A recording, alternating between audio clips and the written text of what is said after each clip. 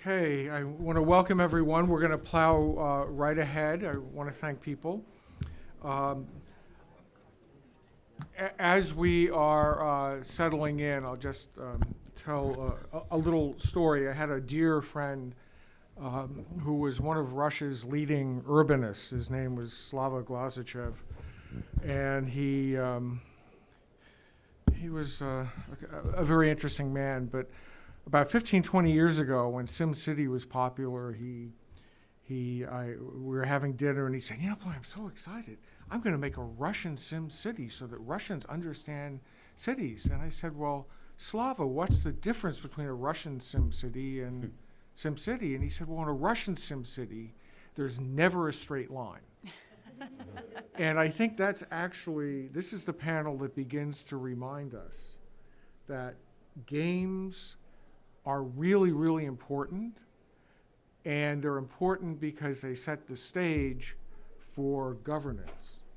And in governance, sometimes there aren't straight lines, and there are a wide variety of possible outcomes. And it's important. I want to congratulate my colleagues at the Brazil Institute for setting the program up this way, because we started out, we got to see cities in play, and we rightfully got all excited.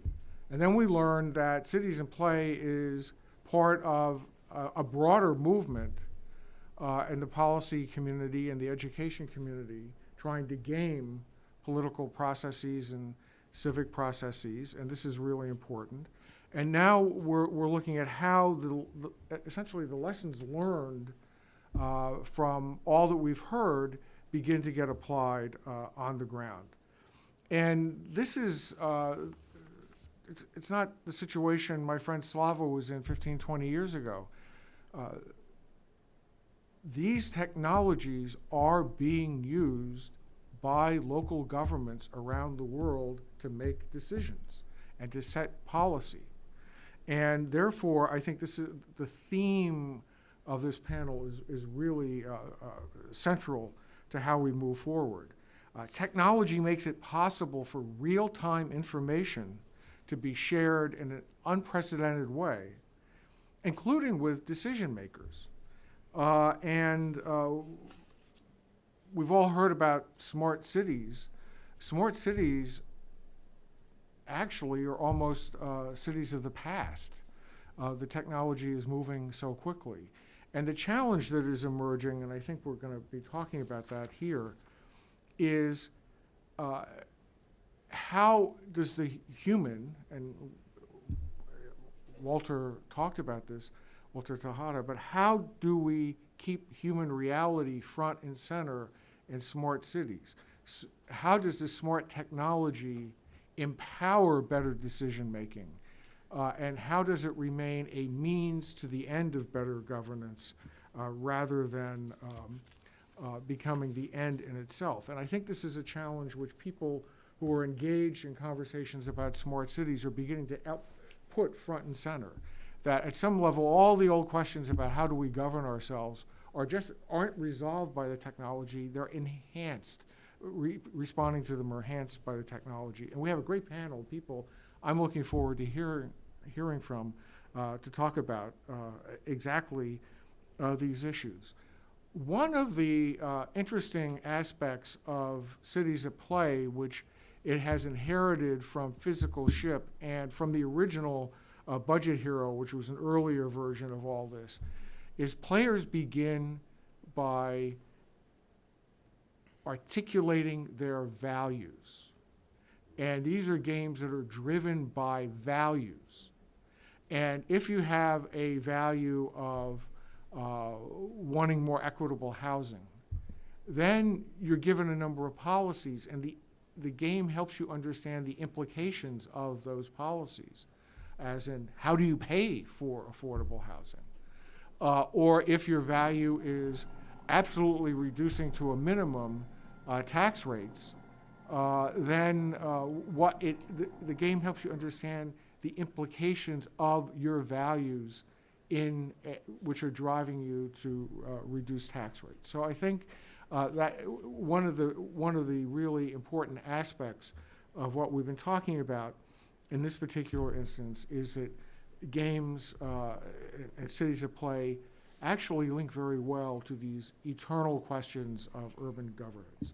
So with that, I am going to, the screen has come down, and I am going to turn the floor over to our panelists. You have your bios, and as you will see immediately, these are really very accomplished thought leaders in thinking about how cities can be governed at this moment in time. And we'll hear, I have the list in alphabetical order, and we can take it that way. If Jennifer doesn't mind leading off, we'll hear from Jennifer, and then from Stephen, and then from Philippe. Great. I so appreciate that you started with concepts around human reality and eternal values, because my remarks focus not so much on the technology and how technology is being used as much as they focus on certain, I guess, key principles or ideas that, as you say, the technology forces us to confront. One of the issues, one of the framing questions of this panel was, how can government encourage civic participation and respond to civic participation? And the key element there, I think, is trust. Government has an opportunity to gain trust if they do civic participation well, but that is almost outweighed by the opportunity to lose trust if they do it poorly. Some of the ways that a government can use civic participation to enhance trust, I think, is not to overpromise, is to be very clear about what the limitations are that they're facing and how much power the government is really willing to hand over in this particular transaction, and maybe why there are limitations on the power that a local government is willing to hand over.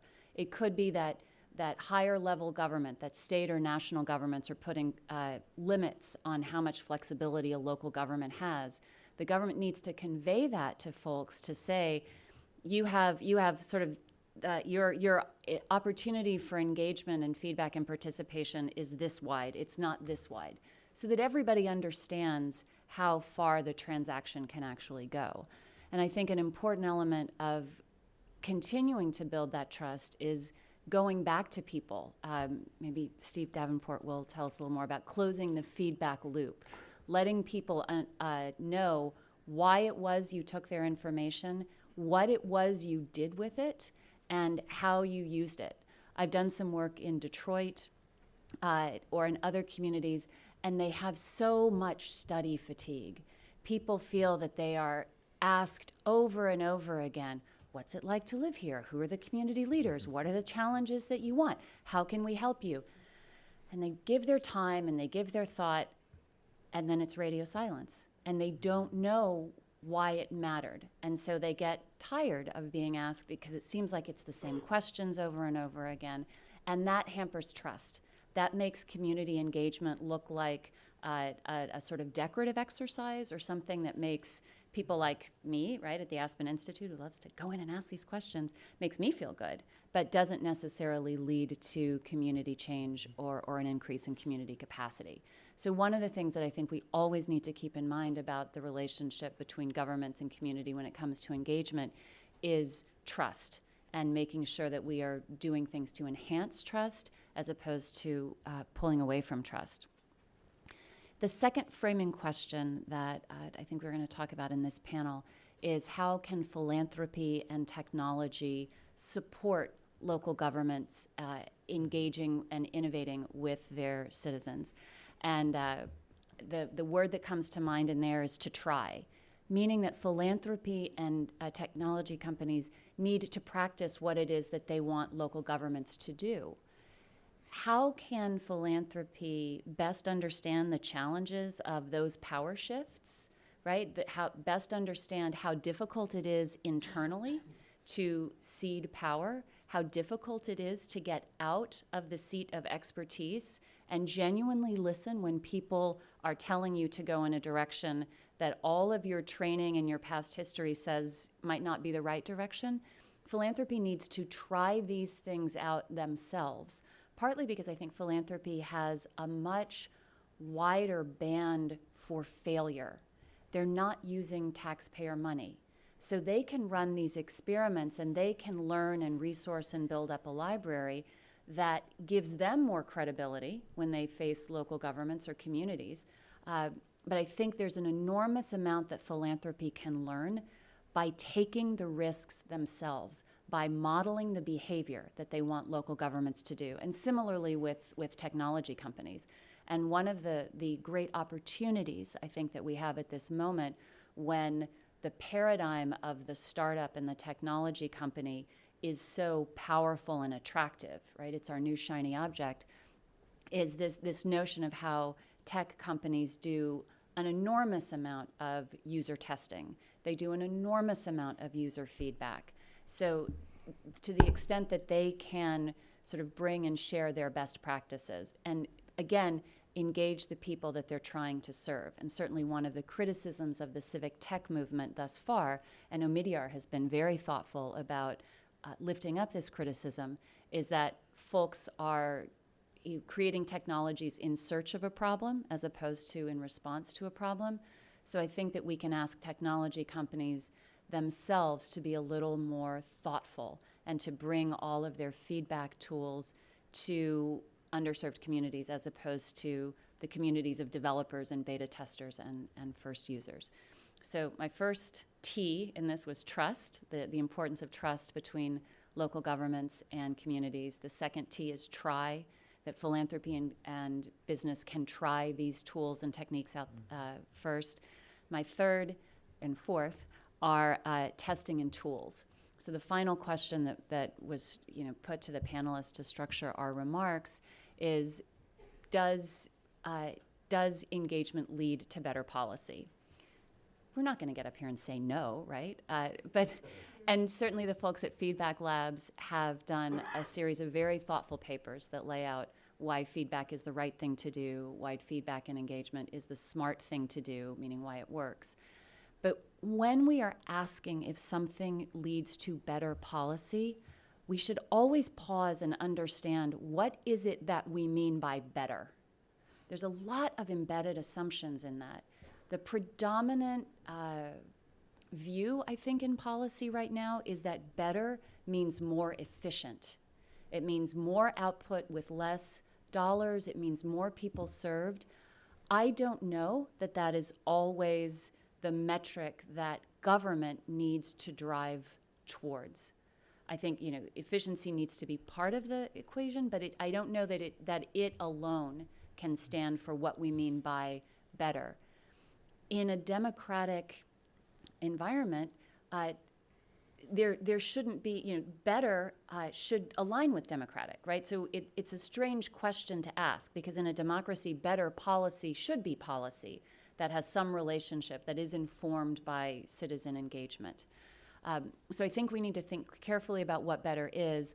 I do think that on many metrics of what is better, particularly the satisfaction of the people that you're trying to serve, the satisfaction of the community, engagement does lead to better policy. But we need to think about ways to test it so that it's easier for risk-averse governments to feel that there's a library of use cases and proofs that they can draw on to convince a skeptical chief executive or budget officer, because this work is hard and it's time-consuming and it doesn't match with some of our dominant paradigms, again, about efficient government.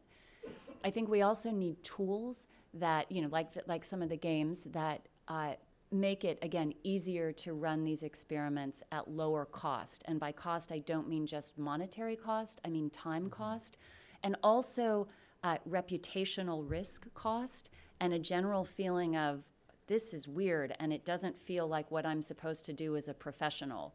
Those kinds of emotional costs that we don't often talk about when we think about policy. So that's what I'll leave you with as my 4 T's: trust, try, test, and tools. And I think those should guide, those are some of the larger principles, not necessarily related to any particular game or technology, that should guide our inquiries when we think about civic engagement and governments. And now I look forward to what my fellow panelists have to say. Thank you. Stephen? I have a presentation. I don't know if Yeah, I think The we have it clicker's over here. just to complement what she just said, I guess I joined the bank really because I was with Feedback Labs, and I joined the bank really to work with governments on this issue of how do you respond if you do get feedback, because a lot of hype around technology and citizen engagement, but what is the complexity of the government response? And that's what struck me by the initial sessions that I've seen. I like this concept of civic disposition, because one of the biggest challenges we face at the World Bank is, or in development, is explaining the nature of the complexity of the problem and ways to do that easily so that people understand all the dimensions that you saw in the game that are associated simply with a feedback and a related response. I don't know how this thing works.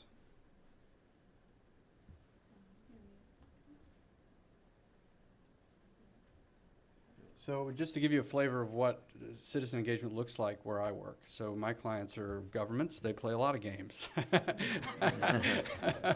some of which have technology, some of which don't. And I want to be very practical. So we have, and a lot of the action we're talking about is a subnational. So the action's not really at the national level, it's really at the subnational level. So Kaduna State, Nigeria, they're a front runner in this space. We're giving them a loan for about $250 million to basically extend a performance management tech system that they've built to basically get a budget, select projects, execute projects, and monitor projects. They want to introduce citizen engagement. They want to get citizen feedback. We want to figure out what better is.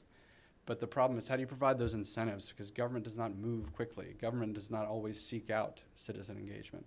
So the innovation here is we've actually associated disbursement of the money to them using citizen feedback in the selection and implementation of projects. How do we measure that? That's a little complicated, but our first attempts at really trying to tie the money to the use of citizen engagement. People know we have a citizen engagement mandate at the World Bank.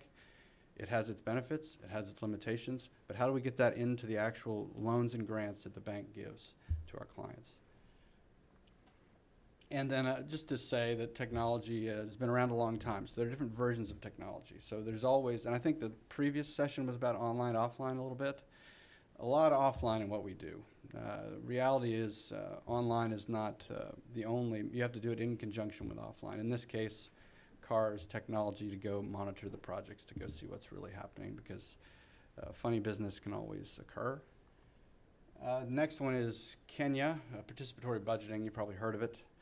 It's being done in Brazil, all over the world. It's the concept of the government sets aside a little bit of money that allows the citizens to prioritize what they want, what is better, and then allocate the money accordingly. So in Kenya, it's been done in many countries, but not Kenya. It's to the point of better also has cultural sensitivity in mind. So this stuff doesn't travel very well. Citizen engagement does not travel well. You have to understand where you're putting it and how it needs to change. In the case of Kenya, we didn't do technology. We used old technology. We used paper, which is a great technology. It's just really, really old.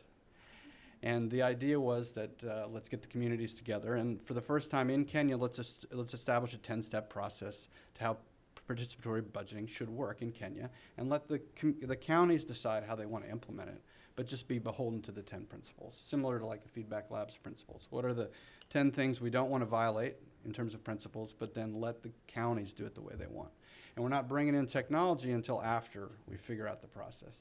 And then let technology do what it needs to do, which is accelerate and augment, not replace. So we're using a process that exists, and we're using technology to enhance it after we've figured out how the local process works. And that will differ by county. So the scale of this is 21 million. It's for innovation, really. It's not a loan. It's a big trust fund, and it's just to try this in different ways in different counties. There are 47 counties. We've done 2, Makwene and West Pokot. Next one, which I think goes to the gentleman's point about different methods of engagement. It's not always web-based technology.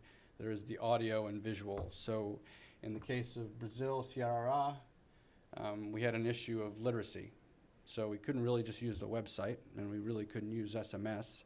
We used integrated voice response, so voice-based surveys.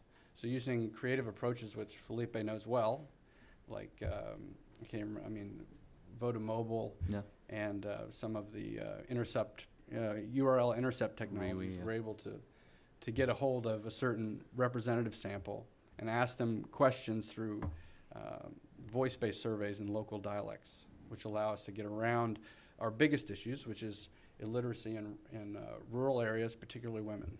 So what we did in this case was we surveyed, we were lucky because in Brazil, area codes actually match geography. So we were able to address an area, get responses on the quality of health clinics.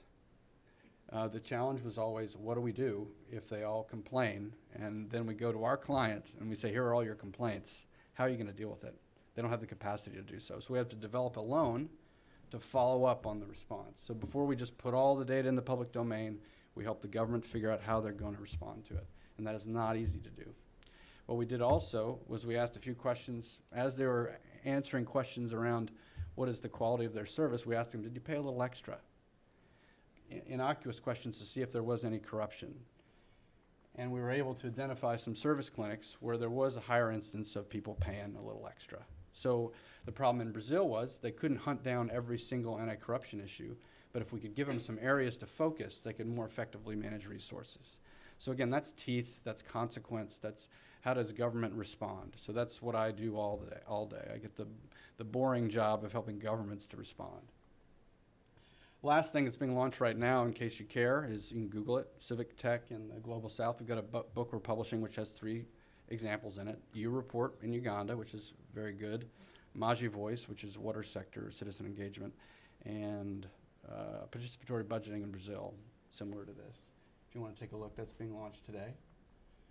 What can the bank do? Well, just very concretely, we can offer money. We have our big zero interest loans that we give to the poorest countries that, because of our new launch, now includes citizen engagement and open government.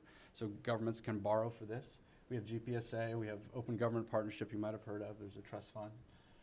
Packaging, sometimes taking creative innovations like Felipe and Omidyar have invested in and trying to package them into larger multi-year loans with client governments is an excellent relationship because we don't have the innovation money that they have, but we can use what they produce, and they work with civil society quite well.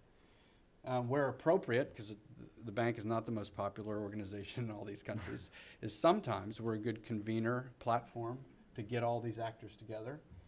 We're good at writing knowledge, writing it up and sharing it because we have this global reach. And then we can help raise more money. So sometimes with our vote, we can get other donors to complement the funding. Mm-hmm. What we've learned, signaling is everything. You got to have top-down support and technocratic support. You can't really get away with one or the other. You need to link it to consequences. You need to invest in existing process. Don't create new ones with technology. That's usually a disaster. Invest in durable change. That's essentially just linking it to incentives. These things take more than 1 year. These things take 5, 6, 3, 5, 6, 7 years. Mm-hmm. Focus on the problem, which was stated already. A lot of times that's very simple, but we miss it a lot. Sometimes social accountability has gotten a bit bigger than CSOs only. Social accountability is also about direct feedback from citizens themselves. So don't always go through civil society. Sometimes that's captured. Sometimes go to citizens directly. And then leverage initiatives, global initiatives, when appropriate. Sometimes you can use these high-level global forums to kickstart other things. That's it. Good. Thank you. Felipe, floor is yours. Thank you. Bom dia. Buenos dias. My name is Felipe Stefan. I work at Omidyar Network. I'll tell you a little bit more about myself and Omidyar Network in just a second, but I first wanted to congratulate you for the game. It looks great. I was playing with it over the break.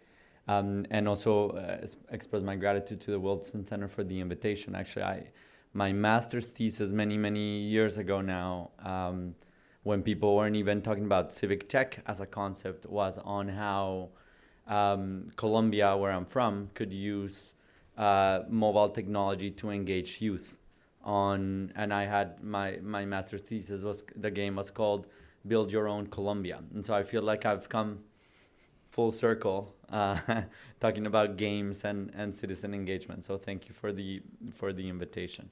The reason that I have my phone here is because, as you'll see in my remarks, I'm very much into real-time feedback. And so you can tweet me if you are getting bored by my remarks, or if you have a question, or if you're happy or sad. My Twitter handle is my name, altogether, my name and my last name.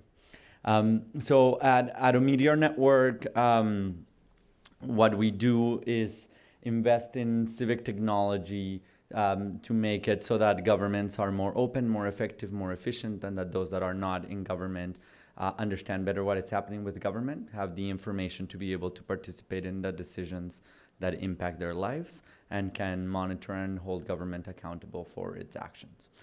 We are a philanthropic investment firm, and that means that we can support both nonprofit organizations through grants, as well as for-profit social entrepreneurships that are doing the kind of experimentation that you were speaking about in your remarks, Jennifer. And it's quite an interesting structure, because we are able to work with organizations that are coming into the space from a wide range of places. And for Meteor Network's governance and citizen engagement initiative, I'm the director for Latin America, and I feel very lucky that I get to work with Brazil very, very closely.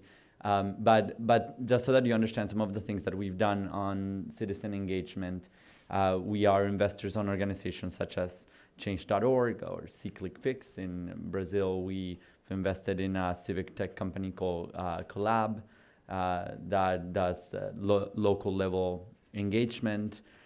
We are supporters of an organization in Brazil called Nossas Cidades that works with mobilizing citizens at the local level. And I'll tell you a little bit more about those. But before I do, I wanted to tell you a personal story about growing up in Colombia. And is that those of you who are from Latin America around the room, I think perhaps will be familiar with the fact that when you're a Latin American citizen, and there's a problem at all, the fault is government. So it's very common that we say, for example, in Colombia, that pothole, damn it, government. It rained and it's government's fault. Everything is the government's fault. In Latin America, everything is the government's fault.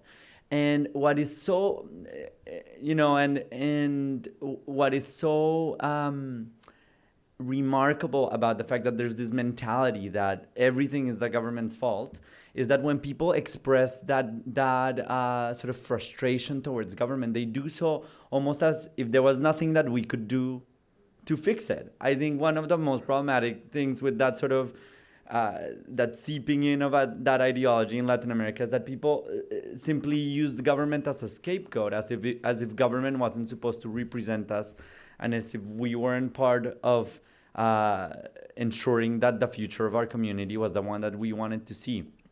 And so what I most appreciate about the conversation we're having about innovation and governance and citizen engagement is that it begins to change the framework and say that we are indeed active participants, players in the game of making it so that government is less terrible.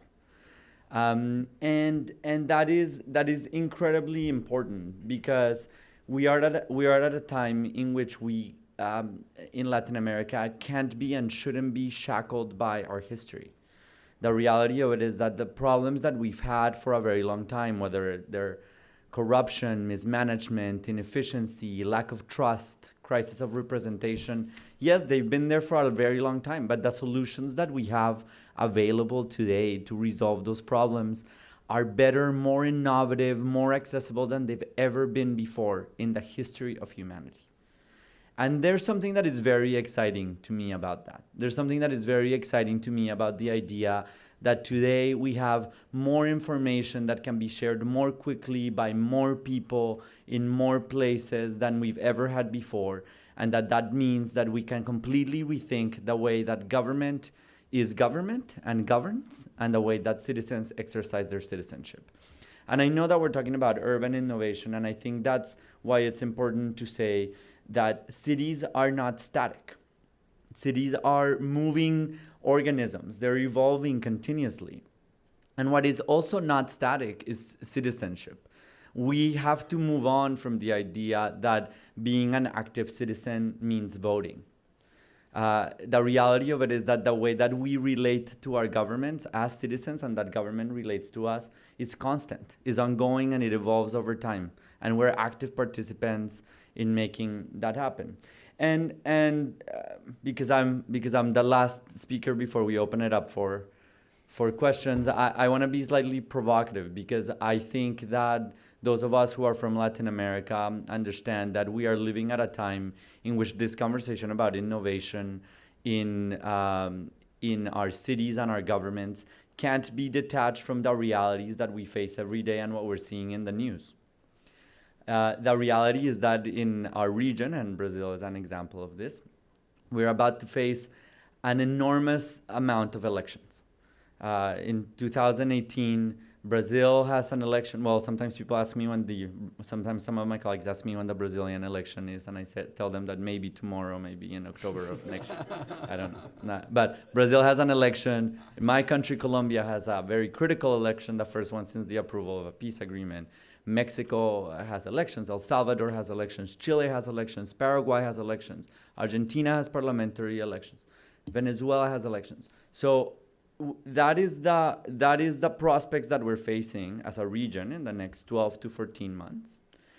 And we're facing those prospects at a time in which there's very high frustration. Rightfully so in many ways. And it would be very dangerous if we were to allow that frustration to translate in disengagement. The reality of it is that we need engagement, and we need smart citizen engagement more now than ever before in Latin America. And so what I want to tell you as I sort of move on to my points here is that there is hope that citizen engagement and smart citizen engagement and creative citizen engagement like what you're doing can actually have an impact. So, for example, Nossas Cidades that started as Merio in Brazil, which we support at Meteor Network,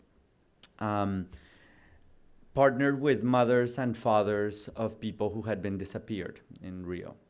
They had been very frustrated because for a long time they had hoped that the civil police would treat their cases in the way that those cases required to be treated, not as murder cases in which there was no hope of finding the people that had been disappeared, but as cases that required an approach that was devoted specifically to those cases and the nature of those cases. So they partnered with Nossas. Nossas used their civic tech platform to mobilize people around their cause, which was to push for the civil police to create a department specifically devoted to the cases of the disappeared. And the police responded. It actually worked. And the mothers of some of these people who had unfortunately been disappeared and the chief of the civil police opened a department where I've been that is now showing very critical success at reducing the rate of cases of people who are disappeared and not found. And those of you who are from Brazil, and again, those of you from Latin America will know that citizens and the police don't always have the greatest relationship. And there's something so special about that example because of that very point, because it shows that you can do offline engagement, use technology to maximize the reach and impact of that engagement, mobilize citizens in support of causes that they care about, and actually have government respond. And actually have results because of that response that help increase the trust between citizens and government. The same thing happens, for example, with a platform we supported in Mexico called Mejora tu Escuela, Improve Your School, that allowed for the engagement of citizens with their children's schools. The reality of what was happening in Mexico is that when parents had complaints about schools, they didn't even know who was the right official to submit the complaints to, because a complaint about, for example, a classroom crumbling down or a kid being bullied or an underperforming teacher is actually very many different things. Those of us who worked in government or connected to government would know that one thing is, for example, the Department of Infrastructure, the other is the Department of Education, right? The other is the school superintendent, and all those are different things. And sometimes citizens don't know how to navigate the complexities of governmental bureaucracy. And smart citizen engagement should allow them to be able to do that. And so we've created a platform in which now parents are able to submit questions and feedback about their children's school. The feedback gets categorized. Depending on how it is categorized, it gets sent to the right authority for response. If the response doesn't occur in a timely manner, the tech platform immediately sends the request to that person's supervisor in government. That has increased very significantly the engagement with schools. It has increased the trust in Mexico with the delivery of education services. And those are just examples of what we've seen. We've created something that we call ALTEC, the Latin America Civic Technology Fund. And ALTEC has seed funded about 30 projects all across Latin America thus far that are seeking to leverage technology to improve the relationship between citizens and government. One of the most interesting projects that they've done is in the villas in Buenos Aires, the slums in Buenos Aires, in which if you went to Google Maps and you looked at the slums in Buenos Aires, it just looked like a block. No one really knew the streets, the houses, how it was planned. It made it incredibly hard for government to be able to deliver services because, for example, if an ambulance needed to treat a patient that was in one of those slums, they didn't even know where the roads were. And so working with the community, they were able to map the slums to allow for the services to be provided.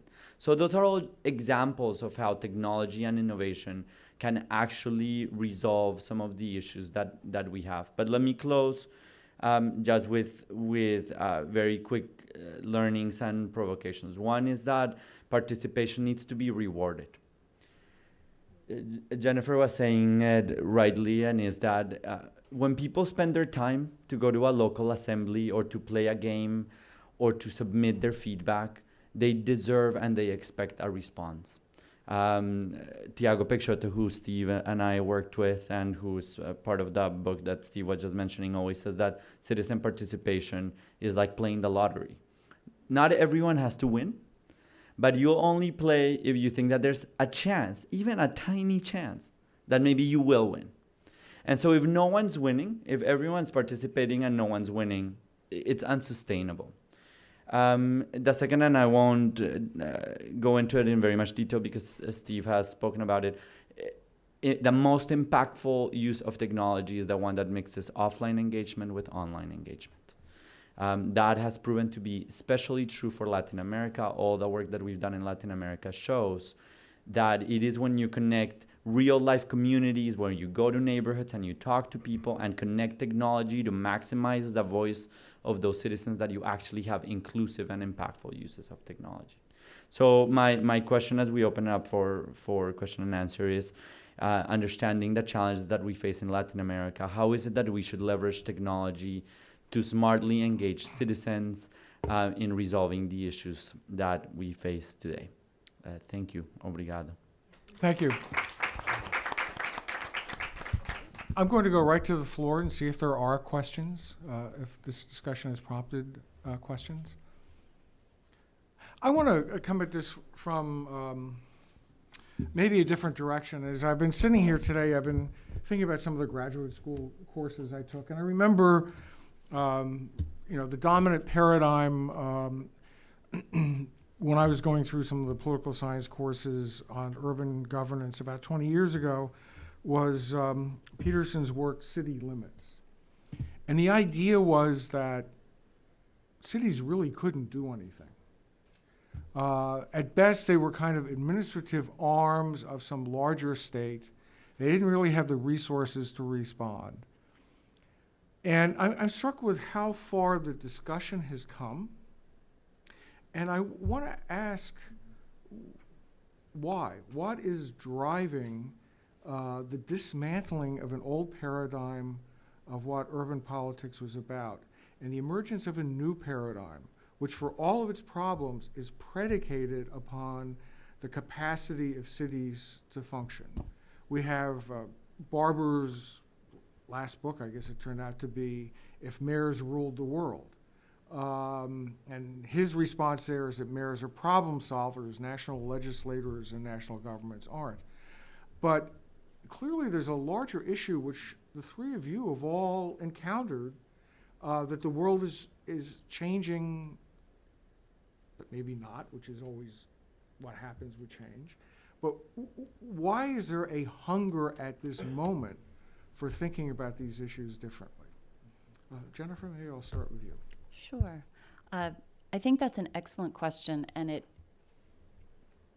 puts to the forefront that just about any question you ask about a city could be answered yes. Do cities have sufficient power? Yes. Are cities hampered and hamstrung and administrative agents in so many ways? Yes. So what we've seen, I think, and my expertise is mostly in U.S. cities, so I defer to others on international cities, but I think there's been mayors have discovered the power of the bully pulpit and creative ways to behave. You think about what Mayor Bloomberg was able to do in terms of the Applied Sciences campus that he created on Roosevelt Island. That was a creative use and deployment of an asset that he clearly had, right, which was unused city land. He used a little bit of infrastructure money and, in a sense, drew in new money by creating an international competition to get somebody else, right, Technion and Cornell University, to pay for a graduate level science center. Cities are finding ways to bring in new kinds of money and investment, whether that's philanthropy. And certainly Mayor Bloomberg in his role now as a philanthropist is huge in that. But if you look at cities like Pittsburgh, Philadelphia, Cleveland, Detroit, those city governance there has been deeply affected by the role of philanthropy. I think we've also seen, as a sort of extension of that point, that we realize that when we say city, we don't just mean city government. We mean a network of actors. That's philanthropies, that's anchor institutions. This raises some really interesting challenges around democratic accountability, because nobody votes for the head of the Ford Foundation or the Kresge Foundation or any of the foundations that are going to be pouring much needed money into a place like Houston, or possibly a place like Miami, as they did with Detroit and New Orleans. So there's I guess it can be summarized in as it depends on the area in which you're looking at. Cities are good at creating new opportunities. One of the things that Ben Barber was really excited about was cities' role in climate change. Right. That is a quintessential global issue. It really doesn't matter if Seattle drops its carbon emissions down to zero, if you think about the pace at which we're going to get to 4 degrees centigrade warming. But it's been enormously powerful as a signal to say cities are doing what they can. Why isn't the state government, the federal government, doing all that they can? It's showing that there is a kind of equivalent of a market demand for this action. And I think that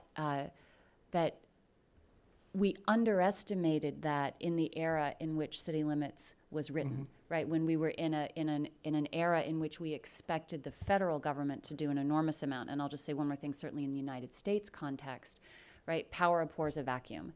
And the federal government, and it is not limited to this current administration, even a previous administration that had a much more friendly demeanor to cities and a much more friendly set of vocabulary around cities, was not able to lead in the way that cities might have liked because of budgetary constraints and other limitations. So cities have, there's a void, there's a vacuum, there's a gap, and city leaders have said, well, golly, nobody's coming to the rescue, so we have to scramble and figure out what it is we are capable of doing. So I don't think that they're doing anything. They haven't flipped the paradigm entirely and are able to do things that Dahl called out. They're just able to do a whole new set of things. Okay. Thank you. Stephen, do you have anything to add? Yeah. I can't speak to the World Bank strategy as a whole in every case, but there is, best practice is driving us in a decentralized direction. A lot of our investments are now on fiscal decentralization, service decentralization. Working with the national government is what we did for quite a long time, but a lot of our work now is shifting to subnational, whether it be cities or just whole subnational areas. And that's a push because of policy reform of our clients. So you don't see it everywhere, like Ethiopia, good luck. But Brazil, Kenya, Colombia. Nigeria in particular, they're very strong. What they have, and also there's a tribal aspect to it. I mean, they have their nationalism is tied in the state. So culturally, sometimes it's a better way to go. From a technologist and a data guy perspective, we did work on citizen engagement at the national level, but you kind of run out of gas because people care about things where the services are happening, where the action is subnational, where the data, the interesting data is subnational. That's where the service functions are happening. If it's happening at the federal level, you ask why. So a lot of us that have been interested in this topic are moving in that direction because that's where all the thinking is and the data is, in my view. Your question, Blair, is a great one, and you were asking why is change happening? And my answer to that is that is because change is not an option. Change is an imperative. We are facing urban innovation challenges that require change. And the only way for change to happen effectively is through the involvement of citizens. Governments don't operate in a vacuum outside of citizens. They have to engage citizens, and some of the work, for example, that the World Bank has done around engaging governments has made it so that governments now understand that engaging citizens is not just a moral imperative, but is actually a smart strategy. You get a lot more information about what you should be doing. You get a lot more information about what citizens want. You get a lot more information about what citizens expect from you. You're better positioned to fulfill those expectations if you actually have that information. But the expectations for citizens has also changed as technology has become more pervasive. The reality of it is that people don't understand why they can order a pizza and have a pizza tracker, but they can't have a tracker for when someone is going to pick up their trash or provide them water or when electricity is going to be put back in. People don't understand why they could take a photo and send back a piece of clothing that they bought online, but not take a photo of a pothole and expect someone to answer them. It has changed. It has changed. What government understands to be good governing and what citizens understand to be the role in exercising their citizenship has changed. And it needs to change because we need change to happen. We have 3 questions. We'll take the gentleman here in the pink shirt. We'll go to the last row, and we'll give the last question to a homie. Hi, Benjamin Stokes at American University. A question around playfulness, which to me is actually core to the topic today. And I think we make a mistake when we conflate games with civic tech, because I think civic tech is often built around tools. And tools, you want a tool to do the job as quickly as possible and be done with it. But a game where the goal is to finish it and use it as little as possible misses the point. The engagement works partly because there's an artificial challenge, and playfulness invites you to question some of the rules, question authority even. And I think that there are examples of playfulness in some of what we've talked about here. Participatory budgeting, I think, is a great example where you deliberately lower the stakes and invite a certain conversation that you can't have. And I think some of the arguments similarly about why local might be a place where we can have a little more of these innovation might be because we can have that playfulness. Even in New York, you can have a little bit of playfulness that we couldn't have at the federal level. Ciclavia, I think, or Bogota has done this too, where we have big ways of reimagining space. Those are playful things, but I find it interesting in this conversation, we often go back to civic tech as things, and the examples are not playful. They're like their efficiency, their accountability. So I just wondered about people's thoughts. Are we ready to have government actually talk about playfulness, or are we still in a place where most government people have to still talk, no, we are going to be more efficient, we're going to be accountable, or are we actually moving into a paradigm where playfulness is something we can talk about? Okay, let me collect the 3 questions in the last row. Andrei Kurglashov, I'm PhD from Ukraine, and was very happy to hear mention BRAVA Foundation, because we, Civil Movement Chestnut, were one of the biggest recipients in terms of help and making it work for civil engagement. So regarding civil engagement, I'd probably ask Jennifer, because I was very pleased by your insights in terms of making it meaningful and overcoming the fear of engagement that exists among public authorities, especially on local level. Because you said, well, there is need of engagement, but one should understand that if you do it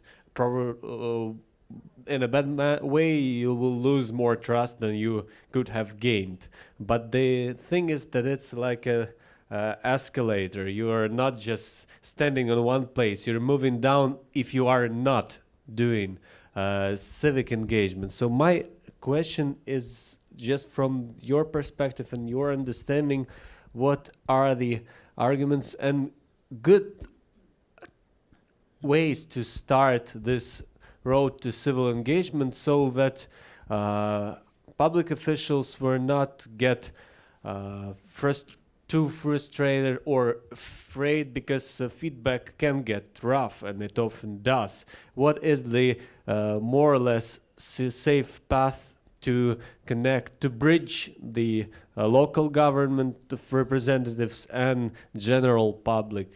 What do you find the most meaningful and less harmful ways to start this communication? Thank you. And this will be the final question.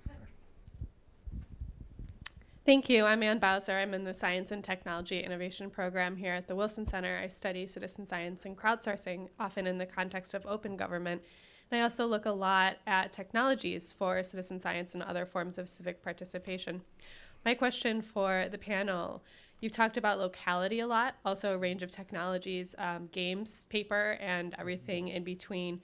To what degree can these technologies be reused from one local context to another?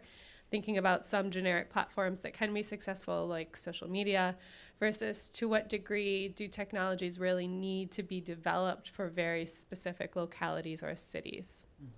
Okay, I'm going to begin, and maybe we'll go in this order. I think, Jennifer, there's a specific question for you. I kind of sense that Felipe is kind of playful, so maybe he can take the playfulness. And Stephen, you actually raised the issue about the difficulty of moving things around. So why don't we go in that order? So I'm going to subvert your order a little bit because I'm playful. But also, I don't know that I have the best answer to the question that was directed at me about what's the best way to start. And judging from the way you were nodding vigorously, Felipe, I think you actually do probably have much better answers about how to start. I'm feeling a little bound by Stephen's comment that this stuff really, it's very hard to make this stuff travel. So I'm gonna punt to Felipe, but I think the notion about playfulness is a powerful one. I don't know that governments in the U.S. would be taking the lead on that. I think that there might be an opportunity for local governments in the U.S. to feel some comfort in following what we might see in, from other nations. I think in the United States, because we have had, some 40 years of conversation about government run like a business, about this notion of efficiency, and I was a resident of DC when there was not when there was not much efficiency in government. So I appreciate it. I just don't think it's the only value. I don't see it happening. It would have to somehow be coupled with some measurable benefit, in the same way that we've seen the conversation about the arts and public arts has had to shape itself into arts as an economic driver, arts as a tool for enhanced learning in schools. I think it's very hard, at least in the U.S. context, to accept the value of things like beauty and art and the more, it's not so much political sciences, but political arts, right? All of those things that we understand intuitively make life happy and pleasant and valuable. We, in the United States context, are not superb at doing that. So I look forward to seeing what we can bring in from other places. And again, my main expertise is in the U.S. And by the way, I'm not a doctor. I'm not a PhD doctor. Yeah. So that's my thoughts on playfulness, and then I'll kick over to Felipe. Perhaps that not being a doctor makes you more playful. Perhaps. Sorry, the person from American University, what's your name? Benjamin. Thanks for your question about sort of gaming versus civic tech. I think we'd make a huge mistake if we said that civic tech shouldn't be playful. I think that creating sort of a binary division between gaming platforms that have civic engagement purposes and civic tech platforms would be actually a disservice, because civic tech platforms have to consider how you fight against this idea that engagement would happen quickly and then drop. And actually, there's a lot to learn from gaming platforms in that regard. I'm personally one of those people that is in level like 325 of Candy Crush. And the reason is because All the travel. all the travel, yeah. No, but the reason is because there are incentives, right? Like if you play another day, you show up and then you get a booster, and then if you advance a level, then you get a prize, and then if you bring friends forward, then you get additional lives in the game. And why would civic tech platforms not have gamification components? I mean, in the work that we're doing in Brazil with Collab, one of the things that we've discussed is how can the user platform be much more like Candy Crush? Why could you not have the same kinds of incentives that, for example, Swarm gives you when you check in with a friend? Could you check in at a participatory budgeting assembly and get more points because you brought more friends that also checked in with you? So I'm actually quite excited about not having a division between gaming and civic tech. And to Jennifer's point just now about playfulness and the idea of seeing how things work out in other places and then bringing them to the US. I think for a long time, those of us who are from Latin America have heard about sort of importing good practices of democracy, right? That we sort of learn from more advanced democracies as to like things that we could do to make our democracies better. And I think the question now is, well, doesn't Latin America have a lot to teach democracies that are being challenged at the moment on how to face those challenges? Participatory budgeting was born in Brazil. So when you hear Steve talk about, for example, Kenya advancing participatory budgeting, that's because Latin America taught another democracy about things that were great to do in democracies. And so if we could do the same thing with playfulness, I think Latin America is certainly ready to be more playful and to have civic tech platforms that have gamification. And if that's something that we can teach to others, certainly that would be something worth exploring. Andrei, thanks for the mention to a Meteor Network. We're excited about our work too in Ukraine. To answer your question, let me use an example that's specific to Ukraine, but that also applies to Latin America, and it has to do with open contracting. So open contracting was something that we created to make public procurement processes more transparent and more participatory around the world. And Ukraine is one of the countries that actually has take on this idea of opening up contracting much more. And I think it speaks to your question about how to do this in a way that is non-threatening or not harmful. The reality is that governments lose money all the time because of inefficiency. They don't have the information necessary to be able to manage their resources properly. When I worked at the World Bank with Steve, there was a minister of infrastructure of a country that shall not be named. And I said to him, Minister, do you know where the money goes? And he said to me, to be honest with you, I don't totally know. He says, I sort of know. The people in my ministry have audit reports. I think some of them may be corrupt. So the audit reports that they send me, I don't know that they're true. And so he said, actually, a platform that had a lot more data and that was technologically more savvy to give me real-time information about the resources that I'm managing would help me a lot. And I think some of the work that the World Bank is doing on that shows that actually open government, civic technology is useful for government and for people in government that join government with the legitimate mission of making things better. And so I think if you think about participatory budgeting, there's two ways to frame it, right? Like you're giving power to the people and they're gonna make decisions. Well, If you're a mayor of a city, the idea of giving up power is probably not the incentive that's going to drive you to adopt participatory budgeting, to be quite honest. But if you say to a mayor, you're likely to be more popular because you're actually going to be able to do the things that people want. Well, all of a sudden that conversation changes. And then all of a sudden people say, yeah, maybe I should devote a part of my investment budget to participatory budgeting. And so I think we need to get creative to show that citizens engaging with government is not actually a scenario in which government loses. It's actually a scenario in which government wins and citizens also win. And I know we're short on time, but just to answer your question briefly, technology and technology solutions are easily transferable, but the application of those technology solutions isn't, because technology is value agnostic. Technology is not good just because it's technology. And so it gets brought into cities, and if, for example, the cities don't have the right political incentives so that people know that they have a platform to participate, and then that government responds, the platform will fail. Or if people don't understand what the benefits are, or if, for example, government officials don't have the training necessary to use the platforms appropriately, the platforms will fail. So I think that technology solutions are easily transferable, but the cultural aspect of applying those technology solutions and the political aspect of it is not, and it requires very localized engagement. Do you have anything you'd like to add? Yeah, first of all, my clients are not that playful.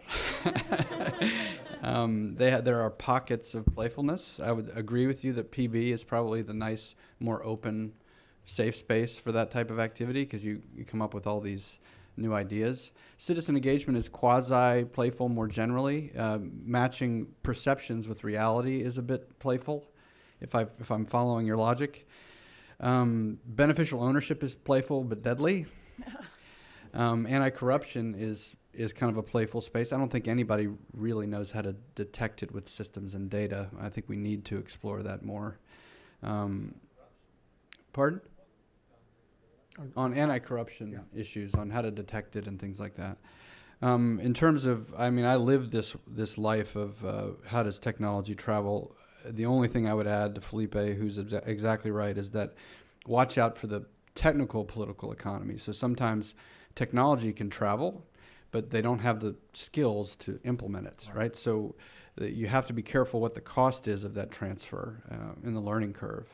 That would be the only thing I would add. Well, I'm going to invite my colleague, Paulo Sotero, who has been the mastermind not only behind this day, but behind the game. And I'm going to give him the last word. But before doing so, as Paulo comes up, I just want to pick up on a comment that Felipe made in passing. And I think, unfortunately, it needs to be reiterated over and over and over.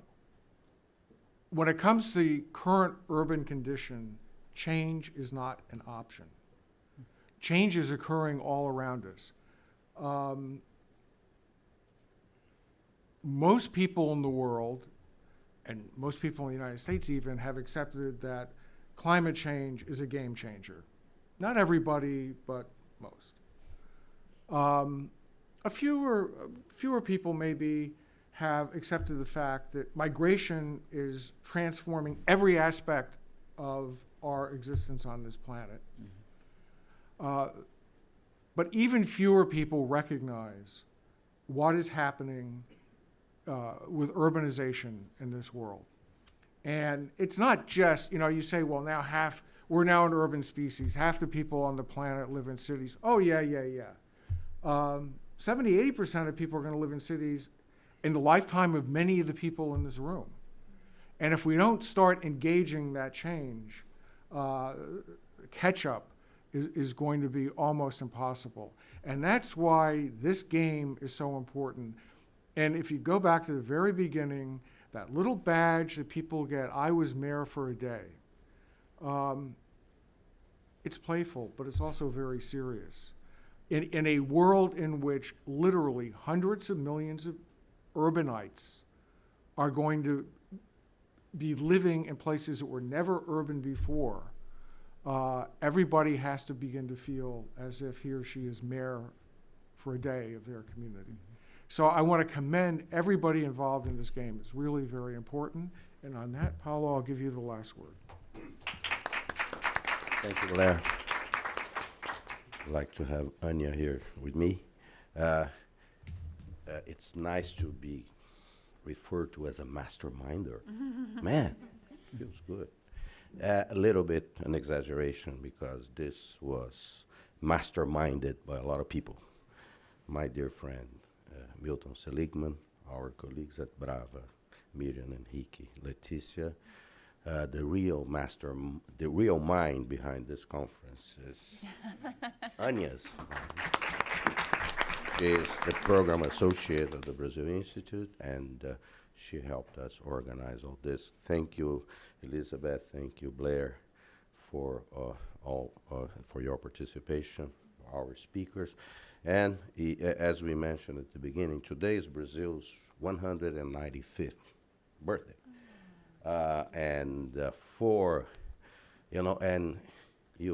If you follow Brazil, we know we have been through a lot. And we have been through a lot.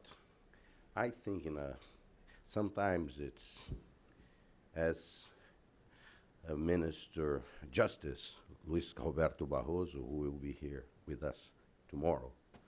He's stranded somewhere because of Irma, but he just sent me a note that he will be here tonight. Has said, we desperate need. It's a desperation moment in Brazil to affirm the rule of law, to believe that we are going to confront this, and we are doing it. So, as I also thank our interns that helped us here, Natasha, Kata, Dora, and Stephanie. Actually, the interns at the Wilson Center are probably the best part of the Wilson Center because they give us a lot of energy. Thank you, guys. But as I mentioned, we have been going through a lot for reasons that Felipe mentioned. As we prepare for the bicentennial, we should, keep up the good work. Thank you very much.